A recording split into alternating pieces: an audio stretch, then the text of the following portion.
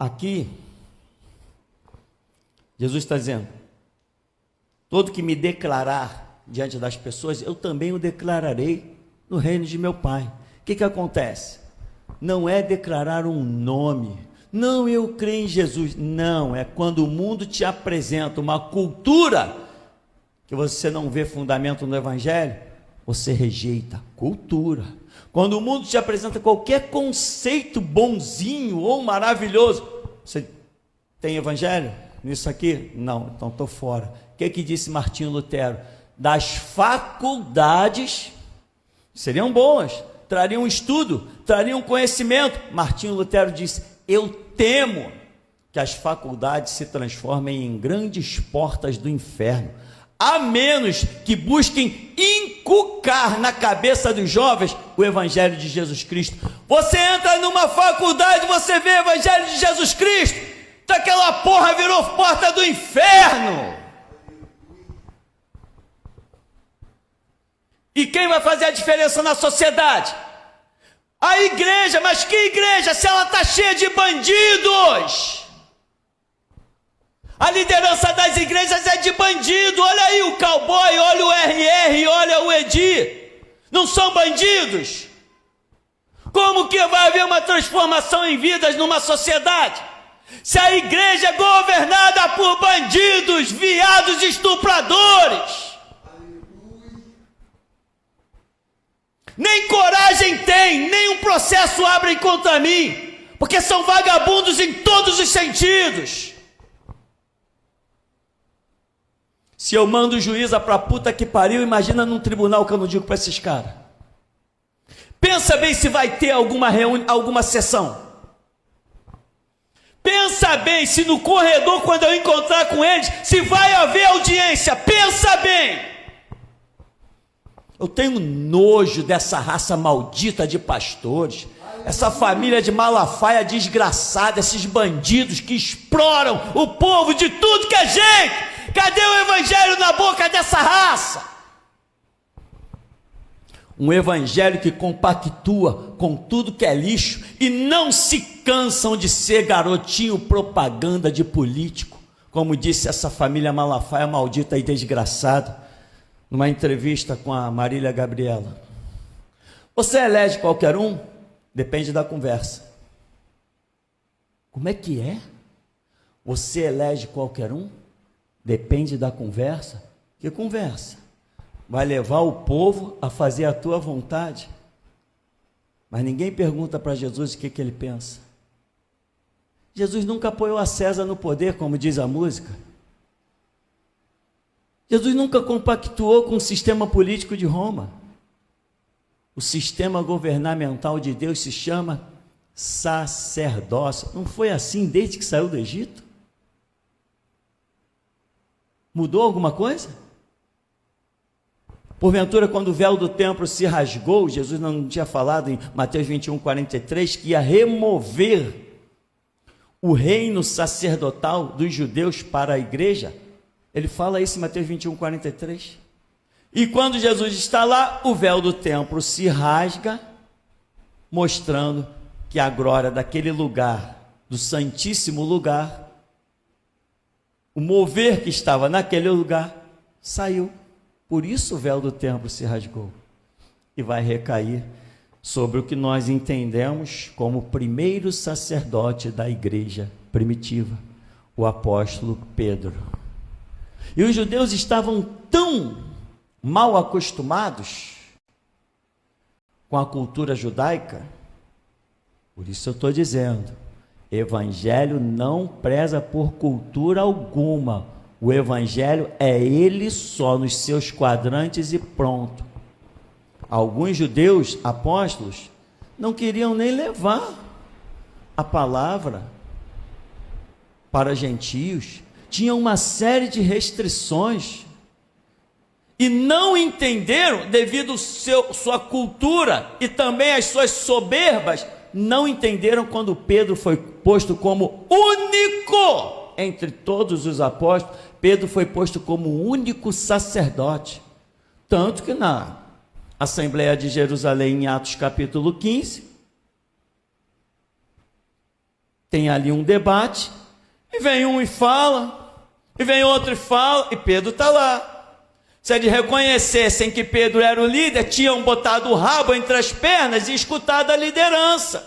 Mas vem Tiago fala, vem Bartolomeu fala, vem um outro e fala, até que finalmente Pedro diz: ó, irmãos, tá bom, mas vai ser isso. Aí, tá bom, todos aceitaram a palavra. Aceitou o cacete, tem que engolir, porra. Quem falou foi a liderança. Tem que aceitar não, tem que engolir. O sacerdócio é Deus na terra e é inquestionável. Ou segue ou tá fora. Isso aqui é exército. Isso aqui é militarismo divino. Ninguém pode sair desse exército e depois voltar. Lá no mundo você pode deserdar e depois voltar. Tem que ter muita misericórdia para um soldado ser aceito de volta. Senão ele vai para a pena, como é que chama? Pena marcial? Corte marcial. Não tem esse papo, meu irmão. As pessoas pensam que igreja é zona.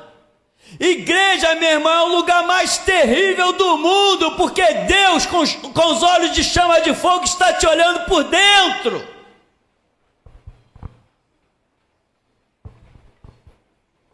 Aí ele diz: por isso não temais, no verso 31, bem mais valeis vós do que muitos passageiros. Não temais? Por que Jesus está dizendo não temais? Quando se diz não tema, é porque existe uma ameaça iminente. Existe uma ameaça, e você vai ver o contexto. Por exemplo, no verso 16, ele diz assim: observai, eu vos envio como ovelhas entre lobos, sede, portanto, astutos como as serpentes, inofensivos como as pombas. Não temais, irmão. Aí ele diz: os cabelos da cabeça estão contados, as aves não vão cair no céu se Deus não permitir. Vocês valem muito mais que isso, irmão. Você só saberá que existe um Deus que fecha a boca do leão se você entrar na cova. Só vai saber que há um quarto homem para esfriar o fogo se você aceitar o desafio da fornalha. E o que é um homem antes da fornalha e depois? O que é um homem antes da cova e depois? O que é um homem antes da prisão, que ele vê Deus dentro do cárcere, e depois? O que é este homem?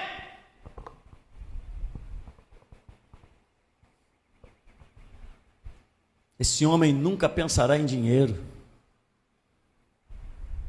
Porque depois que Sadraque, Mesaque e Abednego saíram daquela fornalha, eles estavam preocupados com o que iam comer mais. Espera aí, não tem nada aí na despensa não? Esquece. Deus proverá. Ou que fé é essa? Minha fé é a mesma de vocês. Nós não vimos Deus dentro da fornalha? Como que um Deus que me tirou da fornalha vai me deixar morrer de fome? Ei, não combina. Eu estava querendo ir a Lucas, mas eu acho que eu não vou não. A viagem é muito longa, vou ficar por aqui mesmo. Aí Jesus diz assim no 33, entretanto, qualquer que me negar diante das pessoas, também eu negarei. Veja, negar não é dizer, como é que é? Jesus, nunca ouvi falar. Não, Jesus, não conheço Jesus. Pô, aí, tem um prostíbulo ali. Não, cara, eu não me adultero, não me prostituo. Pô, aí vamos espreitar aquele cara ali, vamos pegar aquele sangue inocente. Não, eu não espreito sangue inocente. Uma coisa é ter Jesus nas palavras, e outra coisa é ter Jesus nas atitudes. O que vale mais? Quem é que segue Jesus? Quem diz: Jesus, eu te amo? Ou quem? Aquele que tem os meus mandamentos e os guarda, é esse que me ama. O mudo pode não dizer audivelmente: eu amo Jesus, mas as suas atitudes podem glorificar a Deus, e ele está no caminho que vai levá-lo para o reino. Confessar e negar não é um nome. Diga-se de passagem, já falamos que esse nome Jesus nem existe. Amém? Se fosse transliterar um nome, caramba, não ia dar Jesus nunca. E não existe tradução de nome. Já falamos disso. Então, quando um demônio sai, às vezes nós dizemos, demônio, sai em nome de Jesus. Tá, ele sai. E se você, demônio, sai, ele sai do mesmo jeito. Porque Jesus não é uma combinação de letras. Jesus, o Filho de Deus, é uma combinação de princípios, de moral, de honra, de caráter. Isso é Jesus. Não é uma combinação de nomezinho, não. De vez em quando, eu digo, mas isso não para. De vez em quando, eu vi um acidente de uma igreja em ônibus, depois vi um outro grupo, passou o tempo mais recente, um grupo em uma van, evangélicos, indo, a van bateu, não sobrou nenhum. Tinha a Bíblia lá espalhada para todo lado, tinha nome de Jesus pregado para todo lado, gentezinha com camisa escrito Jesus, com versículo bíblico nas costas, com bonezinho. Ei, o inferno está cheio de gente fantasiada.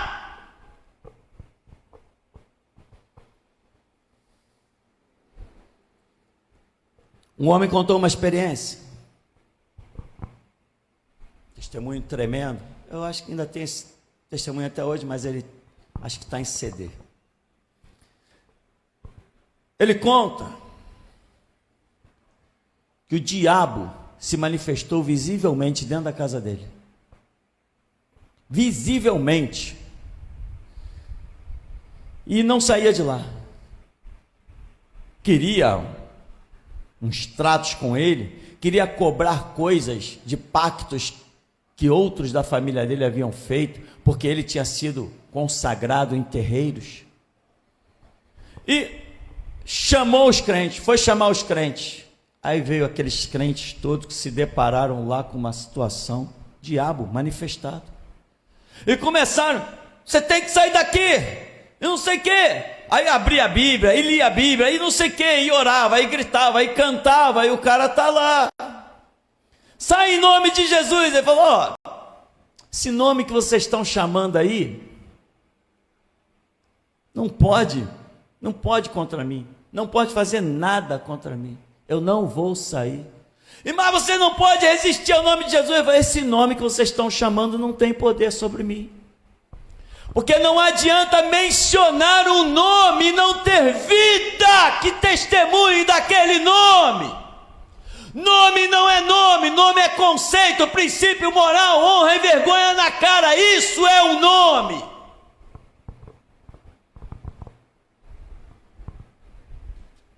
E depois de se desgastarem, esbravejarem, o diabo, todo mundo cansado com aquela imagem ali, o diabo vira para ele e diz assim, ó, eu estou indo embora. Detalhe, não é porque vocês estão mandando não, tá? É porque eu quero ir. Saiu pela porta.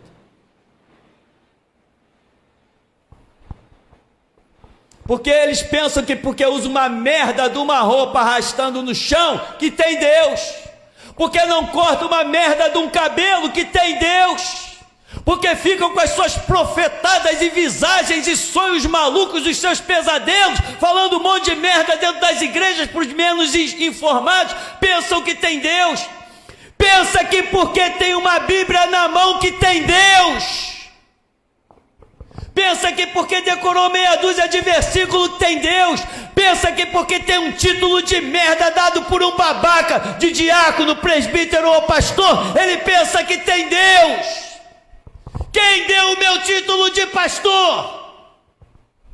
Quem foi que colocou a mão sobre a minha cabeça e me consagrou? Que azeite derramaram sobre mim? E o diabo brinca, pinta e borda com essa gente. E tem mais, eles pagarão caro, porque ousaram abrir um templo e escrever igreja. E os cegos que veem aquela faixa entram, Aí depois vê o diabo brincando e zombando do nome de Jesus. O que vai ser dessas pessoas? Desviados, medrosos e afugentados. Manda Satanás brincar aqui. Se logo, logo a máscara dele não cai, ele sai humilhado, escorraçado. Porque eu sou alguma coisa? Sim, como servo do Deus vivo. Sou sim, sou o melhor de Deus.